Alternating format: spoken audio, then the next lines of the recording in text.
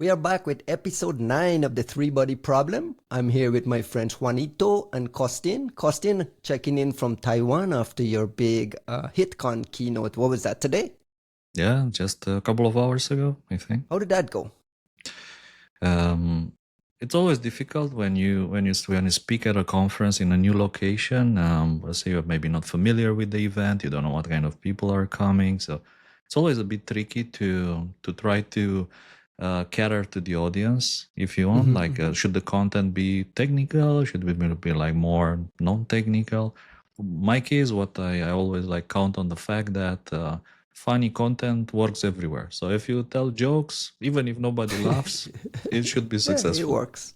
One of the things I like to do when I go to international conferences, kind of get a feel for the vibe on the ground among security researchers, people on the ground, and so on. Obviously, we're here in the West, and you know, the noise out of Taiwan, China is around, you know, a looming invasion and a lot of noise. What is the vibe on the ground there? Did you get a chance to kind of hang out with some of these Taiwanese researchers? Like, what is the scene there like? I did actually. Last night we went to a place called the Hacker Bar, which is like a really interesting location. One of the founders of HitCon started the Hacker Bar a couple of years ago, and different hackers, you know, passed and left their marks, like graffiti on the walls. There's shellcode on the tables, which I posted on X as a challenge earlier today. And I did ask, like, what's the feeling here? What do people think about it? And the answer was a bit surprising. They said, like, generally people in America worry a lot more than us. Over here, like, we don't care too much. We don't worry too much. But we do see that people in America, whenever they come here, they always ask about the same questions. They seem to be very worried. So and the Ukrainians weren't worried either. You know, pre-invasion Ukrainians weren't entirely worried when the West was. I don't know that that's a big win, right? Like, I don't know that that's a very comforting thought. No, it's fascinating that when you're underground and you're in the midst of it, it doesn't feel as tension-filled as it is. I've always had the Israelis say, you know, we're so used to living in this conflict mentality that it doesn't feel as real as it probably feels to you from the outside. So maybe there's a little bit of that. Possible. Or I think also maybe the media also greatly inflates the problem or, you know, the issue. And I think on one hand, that's important because you want to get support, you're going to get funding, you want to be able to send money and help to Ukraine, to Taiwan, of course. And this kind of public perception matters a lot, especially in the United States. So yeah, it's important to explain the threat in a way. Are those conferences? Sorry, Juan. I'll get. I just want to listen, get some feel from what Costin is experiencing there. Are those conferences considered open, where guys can come and share anti-Chinese research, Chinese discoveries of APTs? Like, how would you define like the? It's but it's like I think it's an interesting discussion, and I did talk to a couple of APT researchers here who are saying that they used to be very good friends with Chinese companies, and they were sharing research, and things maybe changed around 2015, 2016. That is when they started, you know, drifting apart, if you want.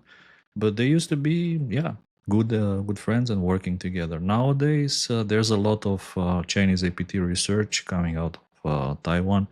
Even at HitCon, there will be a couple of talks on this topic. In particular, I know several researchers who are going to present tomorrow, including, I think, some former colleagues of ours. I would say that people here, they're definitely like probably number one priority in terms of APTs. Targeting Taiwan is for sure, it's China. So also the kind of level of knowledge they have about this topic is also formidable. Nice. Juan, how are you, my friend?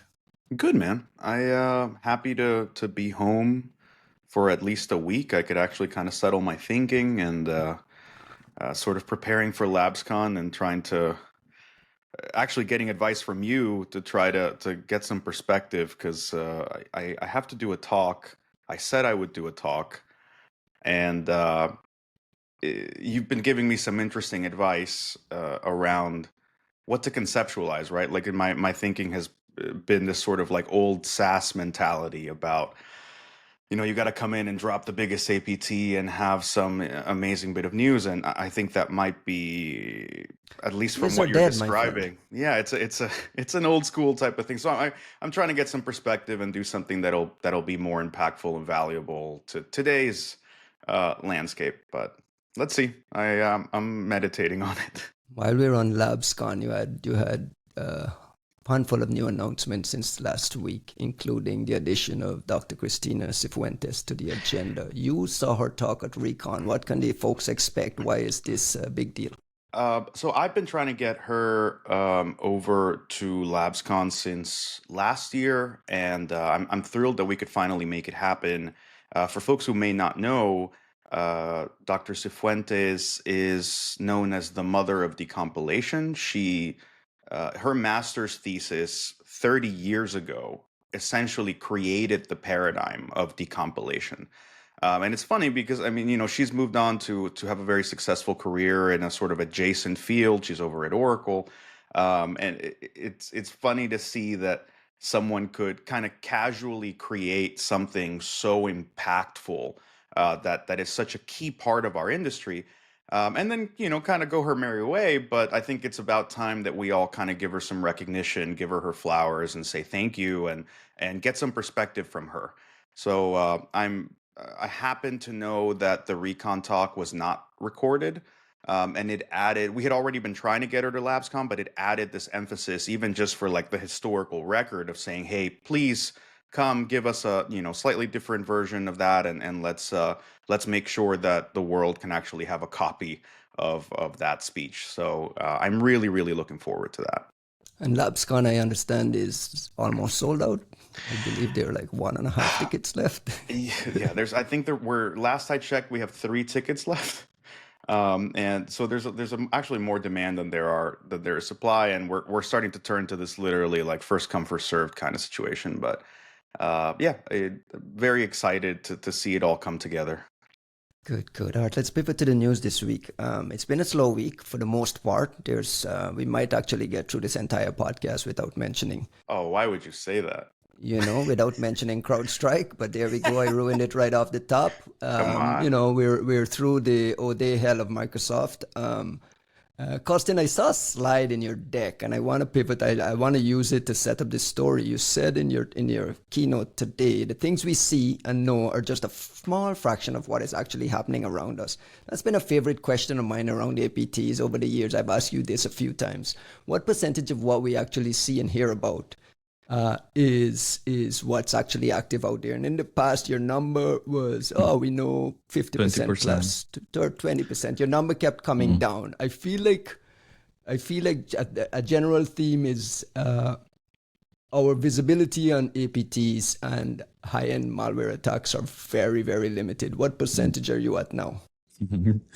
I think there's a couple of sides to this question. And perhaps one of them is who is we? I mean, I think that we as an industry, we are doing a lot more sharing than we used to. So maybe like going back 10, 15 years ago, there was a lot more sharing, and collectively, I think people knew more. There was more information being passed. Nowadays, what do you see? There's a lot of blogs with no IOCs. There's a lot of reporters reporting on stories with no samples, no hashes, nothing. And there's also companies talking a lot more about code names than they actually talk about the technical details of that attack, like what actually happened. The names are more important than the sample, if you want. So combining this together, I think that collectively we see less than we used to, because there's also a lot less sharing going on, maybe around 5%, I believe. It's also a question of if you're talking about the number of APTs we're seeing, or if you're talking like the total amount of attacks, if you want, network CNE, network exploitation that we are seeing. Probably we are seeing a lot less, especially on things like mobile, where visibility is very difficult, very scarce, especially on iOS, or network equipment, routers like the core routers running the internet. I think the visibility there is like zero. Right. So there could be a lot going on there, and we have no idea. Juan, we've talked about how marketing there's a big element of marketing here, which is a lot of the NOIOC reports and code names are marketing driven. And we've talked in the past ad nauseum about how it's kind of ruining this threat intelligence industry as a whole. From your perspective, you think that 5% is all we have eyes on? You think there's 95% of real cyber war type, full sophisticated APT type activity that nobody knows about?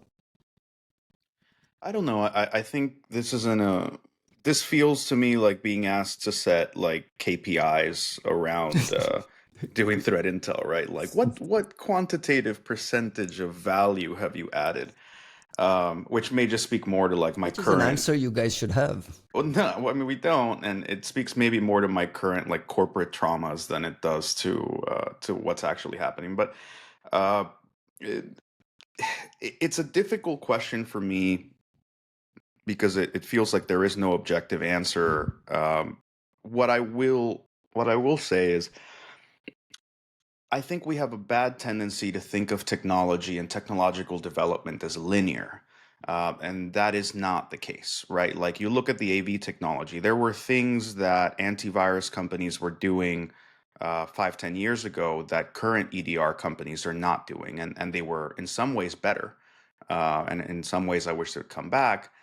Similarly, when you look at malware and APT hunting, I don't know what makes people think that that is going in a linear sort of development and that we are currently better than we were 5 years ago. That's not necessarily true. At that point, when you talk to me about sort of like our collective visibility, what do we know in comparison to what's out there? How much do we know? Really, what I want to look at is the health of the hunting ecosystem. And I don't know that we're in a very healthy place necessarily, right? It's a consolidated space. We're at a weird time when it seems that the larger market isn't necessarily clear on the ROI, not just of threat intelligence, but information security in general. So, you talk about marketing sort of poisoning things, but I think marketing gets a bad rep in that marketing also enabled a lot of our collective knowledge, right? Like, great, Funded it, right? it funded it, it incentivized it to be public, it created conditions. I think it created some of the better conditions that we had sort of back in, before my time, 2012, 2011, when like people were just coming out and saying, look at this amazing thing we found. And it sort of drove the creation of this industry in the private sector.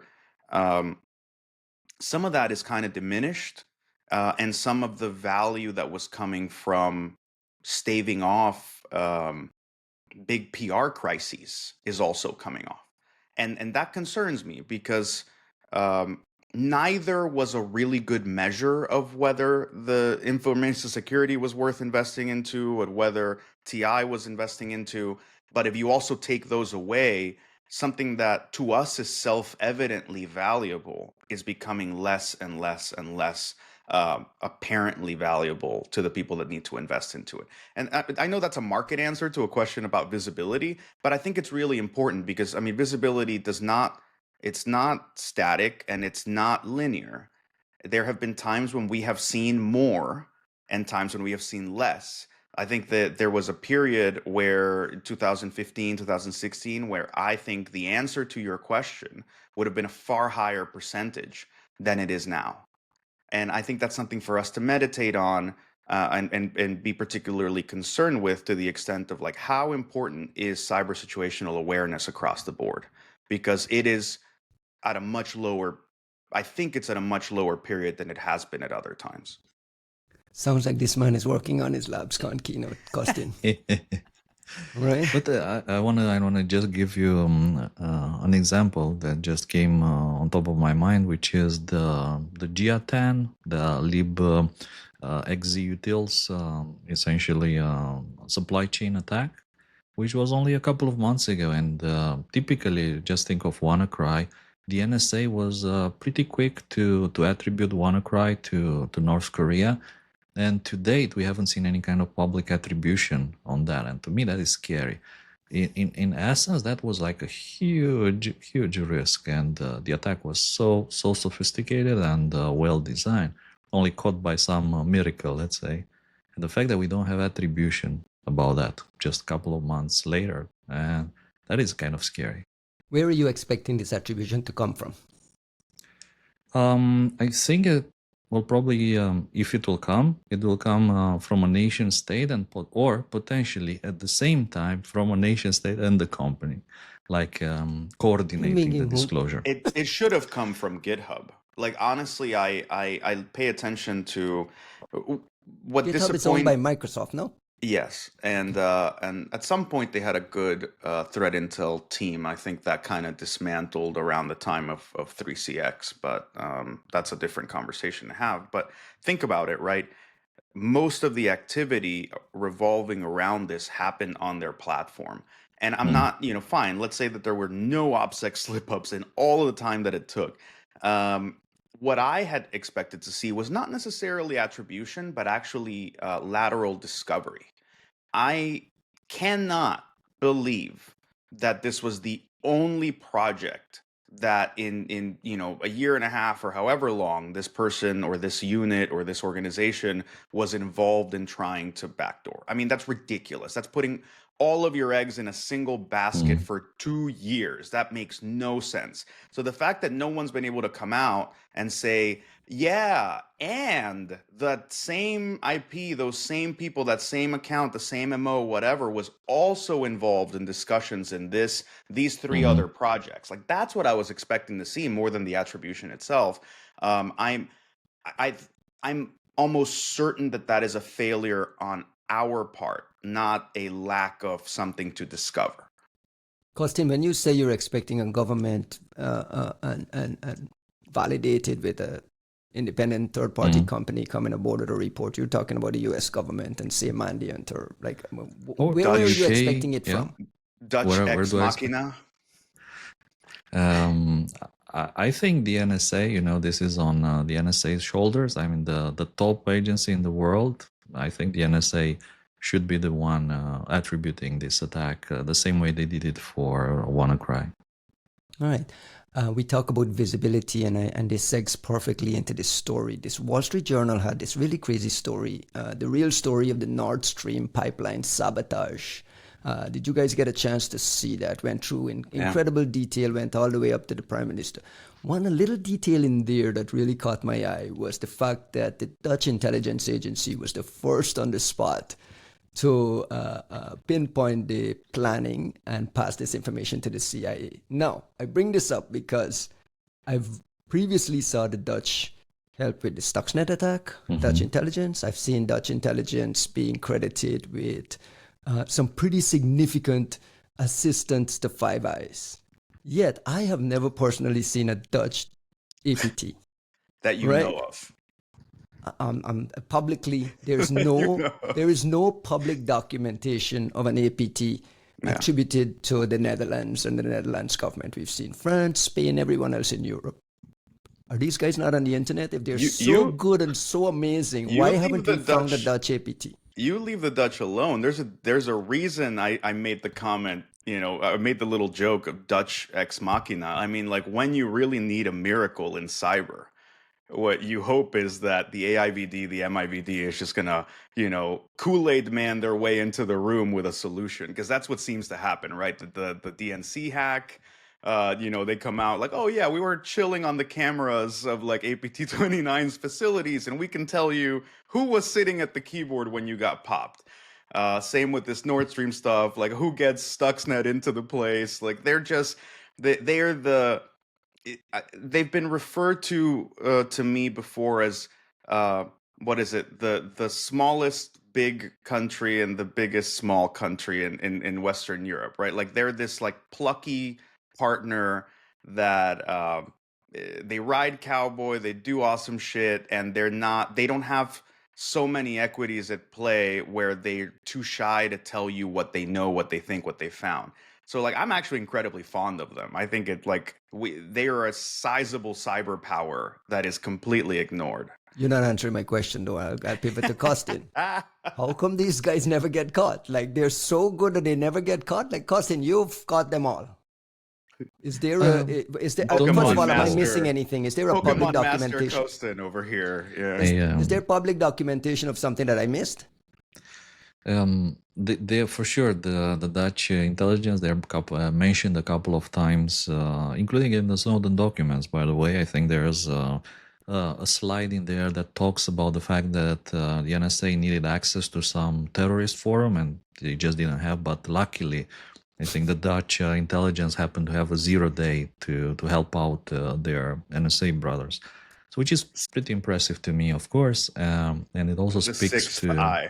the Why haven't six we eye. caught I think anything? they Why do are have. they the most careful? Are they just the most brilliant? Are we just not? Are they being caught and people are not What makes you publicly think that we documenting it? would recognize them? Hmm. Like I don't think the That's my problem point. is If these guys are so good and they're always out front with all these very big things, you would expect their APTs to be very deeply burrowed in, or are they different? Are they depending more on human sources? Like what is going on? no, I'm of the belief that we have caught them incidentally in the past and we have not properly attributed it.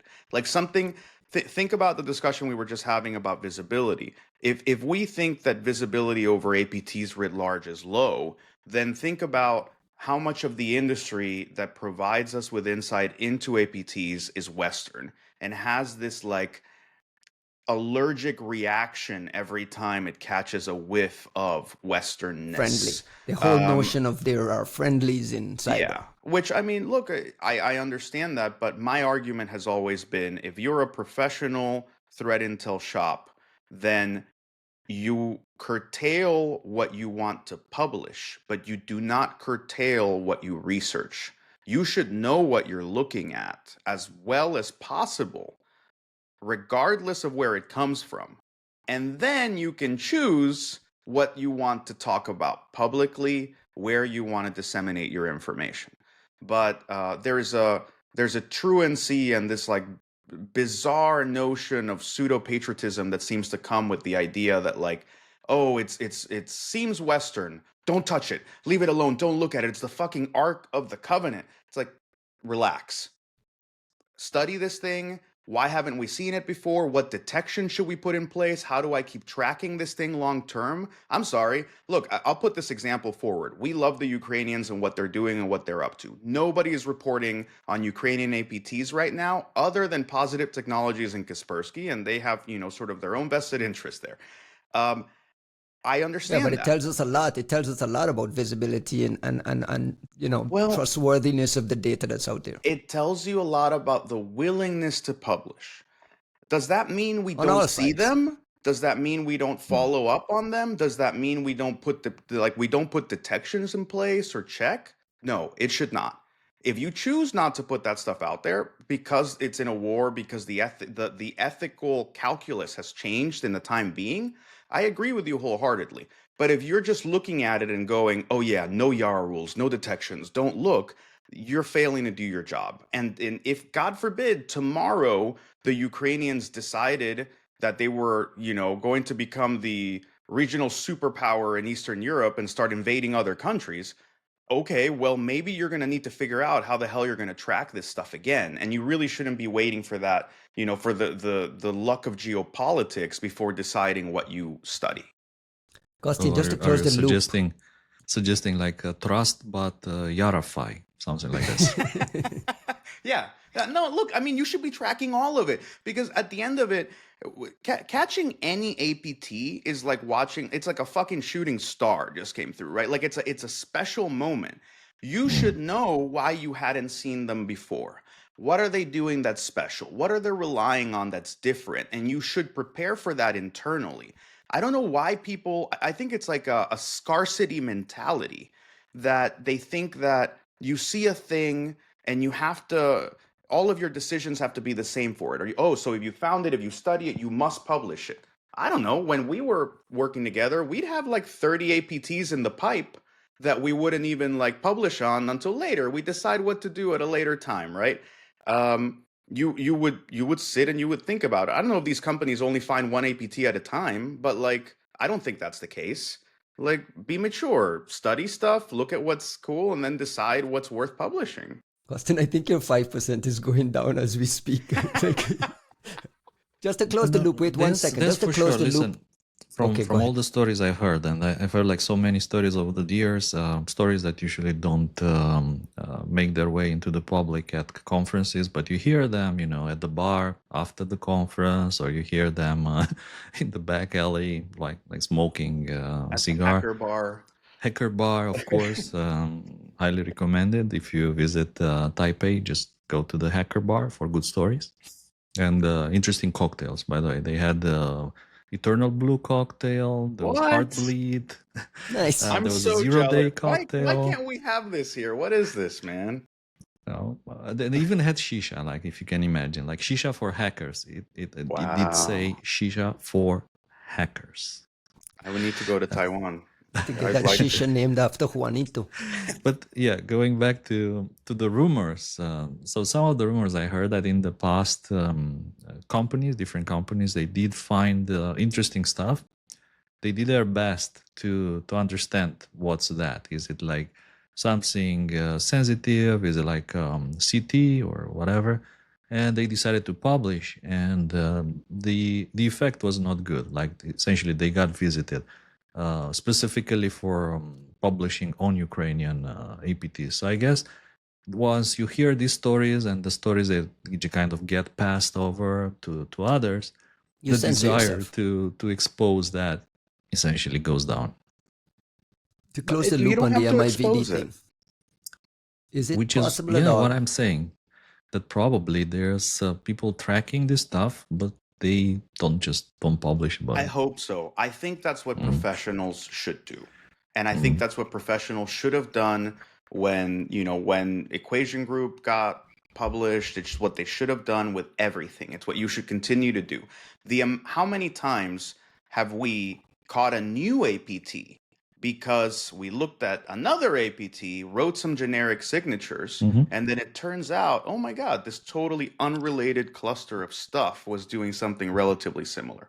Like Absolutely. if you're missing that opportunity, I wish I had the time we used to have to just sit there and write signatures on everything, but we would write signatures on everything. A court document, a completely random story. Somebody put out some slides on a thing, there's no sample, whatever. We would just sit there and write rules and things would pop out, and they weren't even necessarily the things that you were looking for, which made them even more interesting. You're like, somebody's using a similar technique that no one knows what the hell it is. Fascinating. It's just a part of being a professional in this space. On the absence Fair of the enough. Dutch being caught, is it possible that we've previously attributed something to just like Western or US and it could have been those guys? Is there any sort of like gray area there where that's the reason it's not publicly known? That's my belief. I am pretty certain we have ran into them before, and I think I know which one, but that's my speculation. But yeah, I don't think it's not that we haven't seen them. Costin, who else? Who else is active and amazing that we have never caught? Who else? Yeah. Good question. The Japanese, maybe.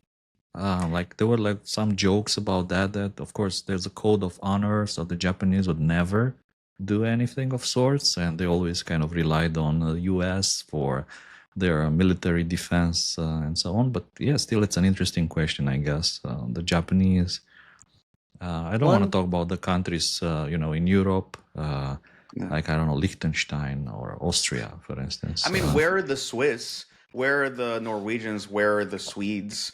The Finnish? In theory, they're all probably decently good, right? Like the Polish were pretty legit, and that was a surprising discovery. But yeah, I mean, there's a lot of stuff out there for sure. How much of it is genuinely impressive, we don't know, because it's so few. Like again, what makes the Dutch so amazing is it's not that they are unbelievable in capabilities, and they may very well be. It does seem like they are fucking awesome, but more than anything, they seem to be willing to leverage the insights that come from cyber with a much lower bar, much lower threshold than most other countries. So they will come out publicly and say, hey, yes, we know that because we were sitting on a box over there. And like no other country seems willing to acknowledge their cyber ops, much less come out and say, we know this because we popped those dudes 2 years ago. Like only the Dutch do that. If I remember correctly, the Dutch also had a lot more freedom. The Dutch police had a lot more freedom about hacking back and breaking into boxes. I mean, Peter Zinn used to come to SAS conferences and talk about these partnerships. I believe the Dutch law allowed the police to go a lot further than law enforcement in other parts of the world would go. So I imagine that kind of culture exists there, that culture of offense. The former spy chief is now the prime minister. So there's like an I think element their of... remit is different, and I think that I know very little, next to nothing about Dutch law, but my understanding is the remit of organizations like the MIVD is just broader. Like you are meant to do more with the information you have access to, and that is a perennial battle with the intelligence community anywhere, but specifically in the United States, where the whole notion of protecting your equities and having long-term access and not interfering in political processes and so on, and having no law enforcement remit, it has made the IC sedentary and complacent in a way where you go, oh yeah, we know stuff about that really important societal problem that's being discussed over there, but no, we would never declassify and provide this information in a way that would become relevant to that. It's much more important that we maintain our access until the end of the universe, even if we are not utilizing that in any meaningful way. On an intellectual level, though, right? The notion of friendlies and not publicizing and not documenting things leaves us in like real dark spot historically about what's really going on, though, right? I mean, we had this. I had this conversation with Thomas Ridd, I believe, 2 years ago. We saw the Kaspersky ban coming, and everyone kind of knew that this was where we'd go. We'd go to a place where Kaspersky is only doing APTs now on threats they're finding in Russia. And that loss of visibility, the loss of Kaspersky reports, the old great reports, is a loss to the industry as a whole. If everyone starts to do that, like where are we going? Are we just playing the friendly game?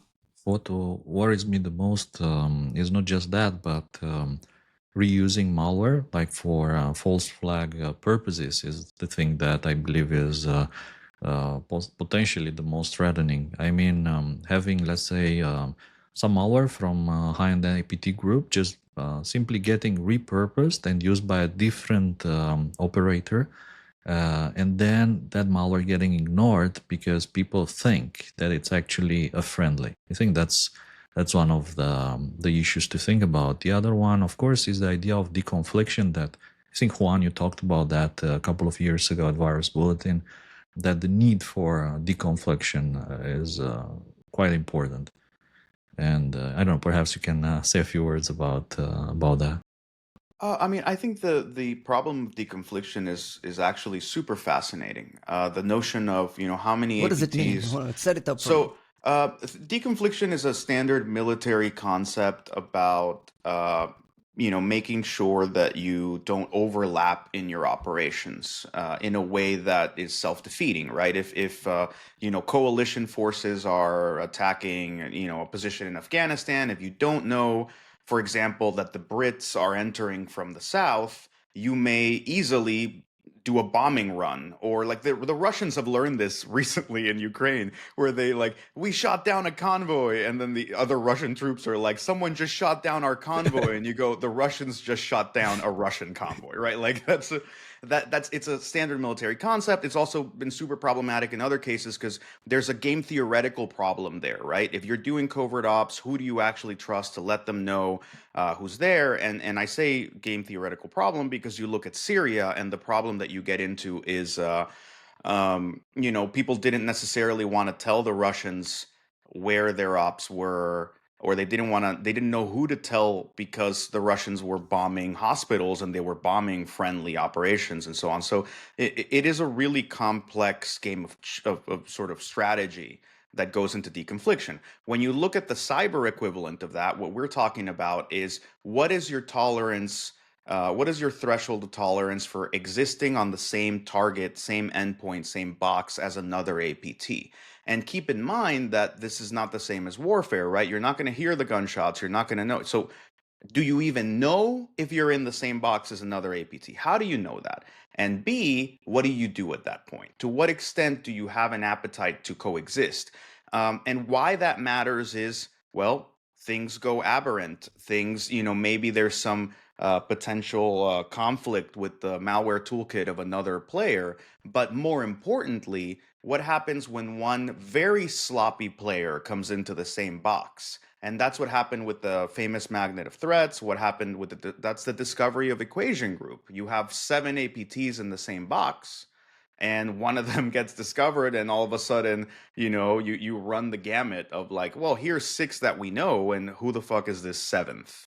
It's also So why yeah. it's also why Boldy's territorial dispute find was Oh, so incredible, because that also yeah. showed this notion of them proactively going and looking for others on the Boldy's box. discovery was phenomenal, and frankly, I Silas Cutler and I spent maybe about a year running that discovery down and finding more and more stuff. So there was, Still some unknown things in there. There's oh still yeah, some yeah. unfinished work. Oh, there's a ton of stuff, right? And like even the Fast 16 thing that I revealed at LABScon last year, and never published my paper. I'm so behind. That was a discovery from territorial dispute as well, but also things around this X4L, Shanyan team, the things around Dooku, and there's also other quirks you don't think about, like why are there no territorial dispute signatures for Reagan, right? Like there's a lot of really interesting things in there, but that's a much broader discussion fit for a different forum, I think. Kostin, who owned the magnet of threats computer? I Do we don't know? think it was ever pointed or associated with the real world target. So probably it's better for their safety, and being in a country with a terrible human rights history, you don't want to put those people in the spotlight or potentially get Okay. them hanged or The worse. no Dower Magnum over here. I want to make a connection to another story that I saw yesterday, which was this oil giant Halliburton, who everyone is familiar with, the second largest oil services company in the world, had an incident yesterday. And then it was quickly kind of dismissed as quote unquote ransomware. And I'm starting to think about the blurring of the lines between what is ransomware, what is APT, what is part of this conversation we're just having around kind of plausible deniability around attacks. And it feels to me like we immediately throw ransomware in a corner as those guys over there not that interesting or not that important. Is that a fair assessment of how we're viewing these things? And should we look at Halliburton acknowledging they had a cyber incident and worry about the larger implications?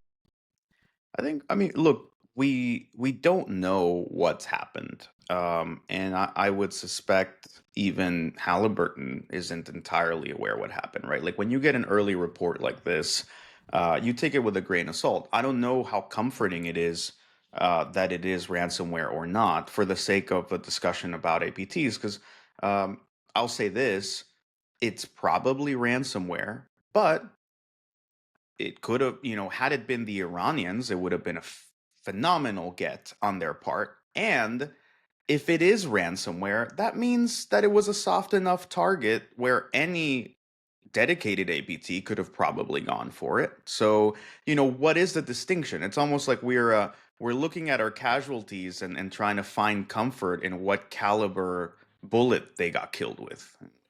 If you're a nation state, aren't you using ransomware actors as access brokers? Costin, like, why are we dismissing ransomware? Why are we dismissing it so much as kind of like the same way in the old days we used to dismiss financial crime as like not that interesting? Why is ransomware not that interesting when there's so much? Yeah, that's actually there's a lot of discussion on this at the moment, partly because I think it was Volt Typhoon that the Chinese government essentially denies that is associated. Instead, they're pointing to a ransomware group. So this kind of muddying Blurring. attribution, yeah, if you want to, is, let's say, a kind of powerful tool. So it's essentially, I think it's very risky to try to mix APTs and ransomware attacks together unless it really happens. And probably just to speak from a historical point of view, I think the Iranians probably not the first, but maybe the North Koreans were the ones to pioneer the mix of espionage and ransomware. So first trying to steal as much as possible, and then like let's try to make some money as well, deploying WannaCry 1.0. Maybe even before that, I think I saw some destructive attacks targeting Russia, likely associated with Cloud Atlas. Again, it was kind of ransomware, but in reality it was destructive malware, because even if you paid the ransom, you'd never get the decryption back. So essentially that was essentially destructive malware that we were talking about. So I think this probably is muddying more in the sense that there is an incentive for APT groups if their goal is to sabotage or to cripple their adversaries, then deploying ransomware has some advantages. It can muddy attribution, it can destroy evidence, and it can point fingers into another direction. And that can be very useful if you want to deny the attribution the way I think the Chinese government is doing at the moment. To that point, particularly with the Chinese, I would point to Alexander Milinkovsky's recent paper on Camel Gang and some of these other groups that he has. He detailed, I think, along with Julian from Recorded Future, they detailed the incidents of Chinese APTs basically wrapping up their operation by deploying ransomware. That distinction, whether it's actual financial motivation or just attempting to foster misattribution, I think it's quite interesting. And we're not really dodging your question, Ryan, as much as like it's not that ransomware is necessarily uninteresting in and of itself, as much as it is so abundant that I think that's the point with what used to be financial crime, right? It wasn't that it was uninteresting. The malware could be shit, it could not, but the same thing happens with APTs. You get shitty malware in APTs all the time. It's more that the activity was so widespread and so in your face that for those of us like complexity fetishists who were just looking for the coolest finding we possibly could, you right away you were like, yeah, this is not going to be it. But if you're looking at the dynamics of like initial access brokers and like what's happening, like the ransomware operators, if they are not already an important aspect of the espionage ecosystem of some of these other countries, then they will become. Like, it's ridiculous to think that there's someone in Russian society, there's a subgroup of people in Russian society that are sitting on tens and hundreds of terabytes of exfil data from some of the most valuable Western companies in the world, and that nobody is approaching them to ask for a copy. Nobody is approaching them to leverage that information. That's just fucking stupid. Correct. I mean, either they're idiots, which I don't think they are, or we're idiots for deluding ourselves into thinking that that's the case. At the same time, we have a ransomware epidemic, wealth transfer to Russia. The public narrative is that the Russians are not only turning a blind eye to them, but are protecting these guys. What do you expect if you're a nation state? Aren't you taking advantage of all this data that Juan is just talking about? You should be. And Costin, how do we track this? Should we track ransomware and APTs separately? Should we get rid of the term APT altogether? Because these guys are just as advanced and persistent as what we used to describe APT as. Philosophically, is there a larger conversation to be had around now that everything is muddying? It's probably a multi-dimensional kind of threat matrix, if you want, in which ransomware and nation state are like just 2 dimensions, because ransomware can be nation state sponsored. I remember there were like some really interesting cases in the past of really advanced stuff hidden as ransomware. I think one of them was a research that was put out by Kaspersky a couple of years ago. I think it was called Striped Fly. And that was some pretty interesting stuff, which bundled their own Tor, custom Tor client, like inside the malware, but also there was a kind of custom ransomware as well. And it's like this super strange story of how they hit, I think, an entity in Taiwan with that particular ransomware. And then the attackers kind of apologized and they provided the decryption keys. So it was like a very, very weird story there. But there are gems, if you want. There are gems like that where multi-dimensional situations can happen with ransomware intermixing into nation-state sponsored operations, and I believe that will happen more. There's been quite a few discussions today at HitCon about freelancers, especially freelancers working for North Korea, China, Russia. So let's say in the case of North Korea, that's just regular people who do their duty to the country. They steal cryptocurrencies, and the country provides a method to exchange that into goods and services they can take actually advantage in their own country with zero risk. So I would assume that this kind of a framework that maybe North Korea is pioneering can also work in other countries as well. Russia, of course, China, and so on. There's several points there worth mentioning. On the use of ransomware for other, blended operations and like completely different purposes. Let's not forget the really obvious example of the Iranians attacking the Albanian government with quote unquote ransomware in order to exact some kind of retribution about the MEK and this whole situation with Israel. That one was fascinating. I would also point out, I think, to your point, Ryan, the issue is twofold.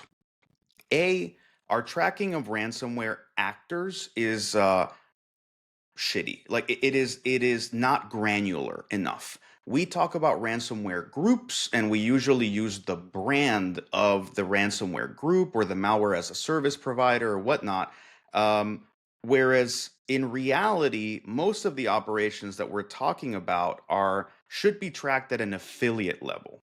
That's where you would know who did the hacking, who did the infection vector, who did the collection, and then who deployed the ransomware. And the ransomware that affiliate deploys on Tuesday is not necessarily the same ransomware that affiliate deploys on Thursday. So we need to have better granular tracking of these crews. And shout out to really Microsoft and Mandiant for being the best at actually tracking some of these affiliates rather than getting lost in tracking ransomware quote unquote groups. And not everybody has the granular visibility to do that. At the same time, I would push back on a naive perception of the role of language in what we do. And I point that at the people who are pissy about how we name APTs, and I would point that at the discussion about whether APT is really valuable or not. From a theoretical object of study, it is not a valuable term, it's an inaccurate term. But that is a kind of autistic naivete about what we use language for, the same way that I think Dmitry Alperovich and some of these other folks who insist on like, well, we should just call them what they are, right? If APT 29 is the SVR, then just say it's the SVR. Again, not necessarily a one-to-one equivalence, but also underestimating the role of language. Calling something an APT is a euphemism, and it's an inaccuracy from the start. It used to mean the Asia Pacific threat, and it got whitewashed literally into something far more palatable. But the whole point of it has always been to give us an inane, boring, pedantic way to talk about something that's so interesting that if we called it what it is, most companies would never publish on it. Most people would never be comfortable talking about it. None of us would ever get permission to go to a conference to actually talk about it. Like there is a political role that is enabled by playing dumb. So while I agree with any conversation that says, oh, we should just retire the term, sure, but you better come up with some other Mickey Mouse bullshit way to talk about espionage and nation state meddling if you think that Google and Microsoft and Facebook and everybody else is going to be perfectly comfortable publishing blogs every Tuesday and Thursday. I feel you on that. Chris Bing and Reuters has a new story out today. Just reporting on the U.S. government's confirmation that the Iranians were behind the compromise of the Trump campaign. We tried to touch on this last week, but Juan went off on a tangent on MTAC or whatever it is that we never even got to the substance of the conversation. The thing that stood out here for me, Costin, is this. They're describing here APT42, this charming kitten, which is completely different from what Microsoft documented, this Mint Sandstorm thing. Oh, it's so tricky. So I don't think that APT42 is charming kitten. Oh, Jesus. But that's like again we're going into this very crazy direction. That's it's your like rabbit the hole. attribution jungle of APT names. That it's a subset of that is actually seen by the different company as a superset of whatever. But I think that this is, in my opinion, the most interesting thing is that they're calling it APT42, which thanks to Mandiant, we know what that is. And the Microsoft blog that was talking about, was it Mint Sandstorm? And I think the last time... APT35, right? Which is something completely different. Yeah, maybe. We don't know. But we were talking the last time that what is Mint Sandstorm? Is it APT35? Is it APT42? The fact that the government is saying it was APT42 in particular, I think that's really, really nice, and it's good attribution. And we need more of that, specifically, I think, from the government, from the NSA, whoever, to just step up and say it is exactly this thing. And then people, can do more hunting, they can collect more IOCs, and then they can talk about the same threat actor, knowing that they actually have an idea what they're talking about. So I think that's a nice story. What is APT42, and why is it? Why is that connection interesting? I think it's interesting because Iran is such a colorful hacking scene, if you want. And there's like so many different groups that have been active over the years coming from there. And they're associated with different entities, different intelligence organizations, essentially, in Iran. So very few of them, I think, they're associated with the organization known as MOIS, which is the civilian intelligence agency, and a lot of them are associated with the Iranian Revolutionary Guards Corps, known as IRGC. So that is interesting because, like we also see from other countries, military and civilian intelligence agencies, they operate in different ways, and they generally have access to different tools. And they also have different interests, which are, for instance, in case of Russia, we see these notable differences, let's say, between APT29 and APT28, and or Turla or Gamma Radon, all essentially associated with the FSB. So from this point of view, it's interesting to know that, in particular, IRGC, the Iranian Revolutionary Guards Corps, are the ones working on the US elections and interested on this particular topic. So that's why I think it matters, in my opinion. Oh, Juan, if we go by the maxim that we only know about 5% of what's actually happening, is it fair to suggest that there's a lot more election interference hacking activity happening that hasn't come out yet? Or do you think this is... So here's the problem with this activity and the way that we're talking about it. There is a difference between hacking election-related targets and election interference. And that is a really, really important... No. Election interference is an action. That follows the hacking. That follows the hacking, but it is not an action that always follows the hacking of an election target. I'm sure the hacking is for the express purpose, though. No, you don't know that. That's the thing. Okay. We don't know that.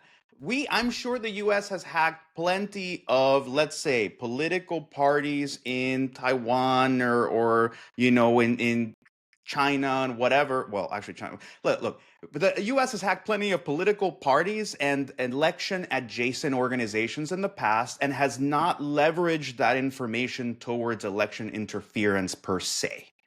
I'm sure everyone has done that at some point or another. It is part of the same kind of collection that you would do, for example, to find out what the political agenda of a potential president could be.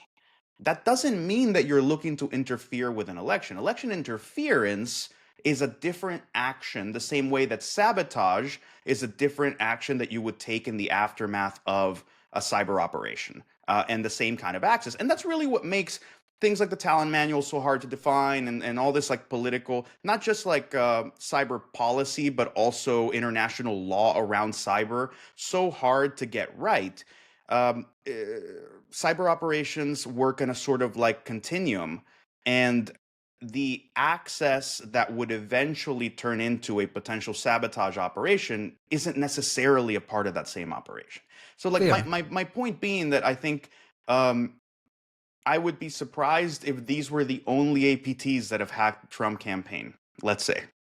And I think what we find reprehensible is the leveraging of that data and that access to carry out mass manipulation, disinformation operations, trying to sextort or leverage some other kind of blackmail material, compromise. Like those are the things you find objectionable. But you got to be really careful about classifying any access to these people as the same thing. Kostin, do we generally underrate the Iranians? And when it comes to these kinds of operations, I feel like every time they're thrown out there, they're like ransomware. We kind of dismiss them. Is that a fear?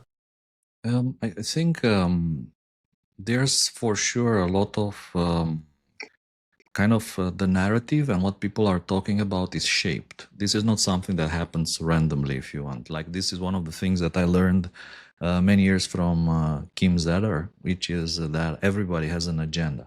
So whenever you publish something, you have an agenda. As a security company, whenever you publish something, you have an agenda. It can be like you want to do some marketing, get more exposure, maybe help an ally, or on the contrary, expose an adversary.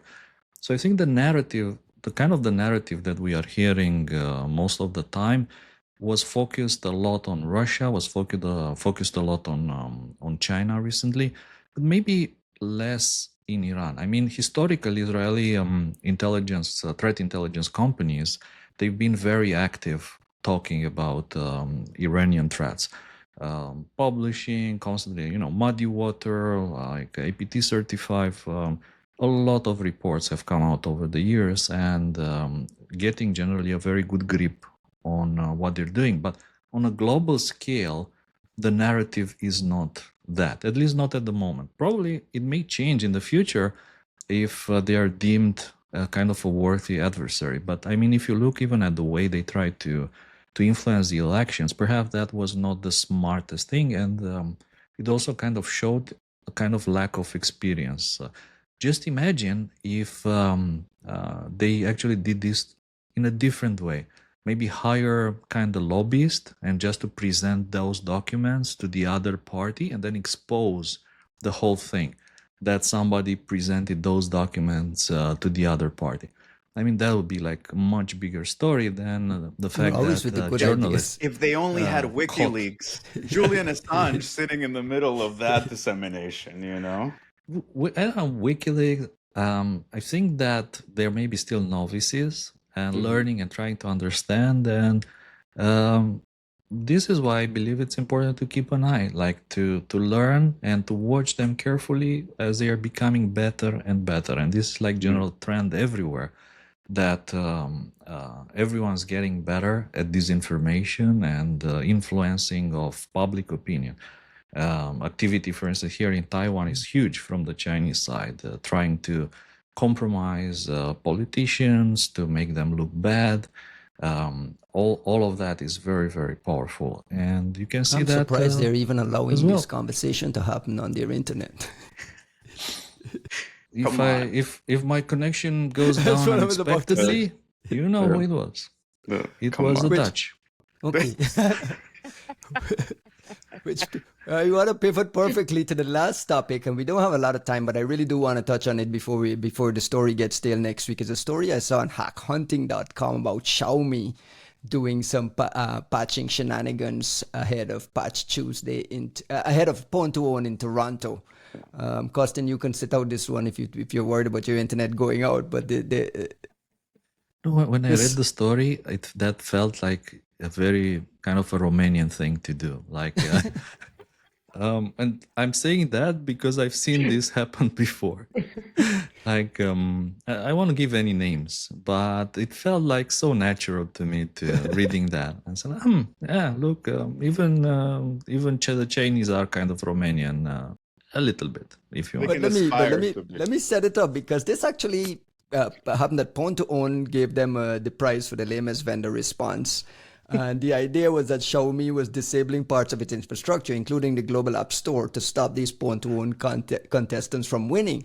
But the biggest, the hidden in there is kind of like a suggestion that ZDI, which runs the Point to Own competition, is either compromised or there's some sort of insider leaking information to the hackers as part of the contest because it was kind of like a cat and mouse day by day back and forth of Xiaomi disabling certain things. And then at the end of it all, Xiaomi kind of like unpatched the entire system to push a bigger patch later on with a CVE crediting someone else, which like it's so weird, these shenanigans happening. But buried in there is a suggestion that ZDI may be compromised. Does that worry you, Juan?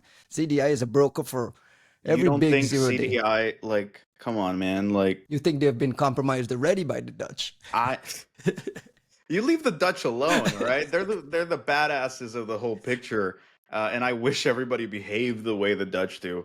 No, I think we think too little of our adversaries. If you are telling me that there are these giant bank vaults full of 0 days, and that none of these people would try to break into those vaults. And like CDI might be like the flimsiest external one. I would think the same way about wherever it is that Microsoft holds its vulnerabilities database HackerOne, Bug and Crowd. I mean, HackerOne, let's call it. Yeah. Bugcrowd. But no, but look, HackerOne, Bugcrowd, CDI, they're external, trifling, like more like smaller targets on the outside. What is, for example, the mystery of orange size vulnerabilities getting leveraged by Hafnium before they were patched? Like there is a mystery there about, well, how did the Chinese know about this vuln that had already been reported by a Taiwanese researcher to Microsoft that was getting, they were getting ready to patch it, but they weren't quite there. How did they get it? And one of the discussions to have is, well, were they in Microsoft? Which doesn't seem all that implausible now, I'll tell you that. But like, why, as a nation state that sources 0 days, that spends a fuck ton of money trying to get your arsenal in place, you're not going to try to hack into where confirmed vulnerabilities live? That's ridiculous. You have to prove otherwise, as far as I'm concerned. Costin? I just realized why the Dutch are never attributed. That's because nobody can pronounce their names. Like you cannot attribute that. This is just I hate to say this, but like there is this kind of like merman underwater quality to listening to the Dutch speak. I hate to say, I love these guys. I really don't want to talk shit at all, but it is a very disconcerting. Like the language is not, it's unrelatable. I cannot. Nobody get can past that. except the Dutch. The underlying thing here, though, is that how we closed the podcast last week about the balkanization of tech is the Chinese are eventually going to kick iOS out of their government networks and so on, and Xiaomi is going to be the one of the alternatives for use internally in China, and the ability and they have big motivation to duck headlines about point to unknown age and all this stuff. So like this stuff is super important to them. I saw Dakota that's Kiri great. make a point on Twitter that like to us this sounds like these guys are just joking around and playing around cat and mouse games. To those guys it's almost like life and death. Because I don't of think how that's these a things are bad thing, Ryan. We should encourage them to do that. iOS is way too hard on the platform.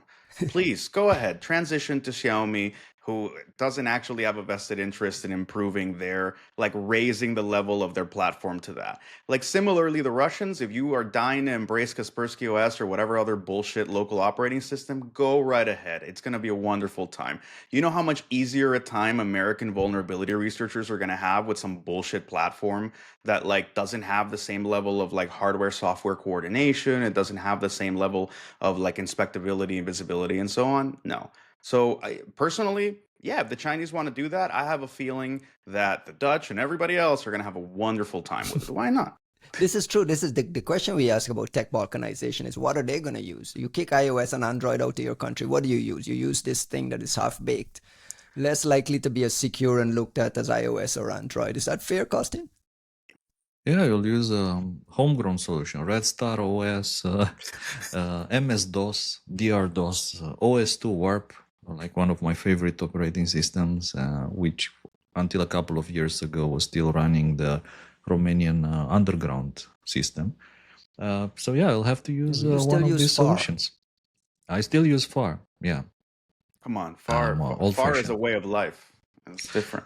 FAR, Hue, and RAR, in my opinion, are the three most useful tools ever produced in computing. I still give Hue licenses to my students at Hopkins. Wow. And I think I'm the only person buying this shit. But I love it. There. I remember that I used to have an old laptop of mine had the like one of these old LCDs displays that was actually burned to FAR. Like when it was turned off, you could see the FAR burns in the LCD. Awesome. That's right, kids. FAR Manager, Hue, go 1990s Eastern European hacker. It's the only way to really get into this space. That's where you get your creds. Thank you very much, gentlemen. We've made it to episode 10 next week. We have a new podcast logo with our handsome devilish faces on a thing. We have a new logo for the folks listening to us on on Apple's operating system. It would be cool if you go into your podcast platform and give us a vote, leave a review. Apparently, the kids tell me there's some algorithm that helps. You're getting so corporate with this, man. Yeah, like and subscribe, Smash that like button, kids. Smash that like button. I just realized that Oppenheimer learned Dutch in 2 weeks. So, yeah, there's still what's our excuse? What's our excuse? Exactly. God damn it. Goodbye, folks. Пока.